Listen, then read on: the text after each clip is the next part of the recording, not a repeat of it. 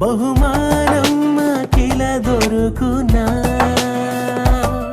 అంబుల పొదిలో బాణమై ఫలించే ఓ కొమ్మవై వర్ధిల్లాలని మా ప్రార్థన.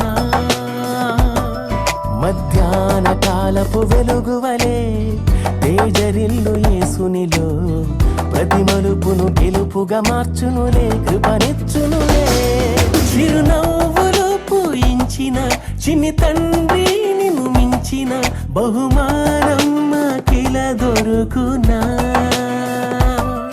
అంబుల పొదిలో బాణమై ఫలించే ఓ కొమ్మవై వర్ధిల్లాలని మా ప్రార్థన.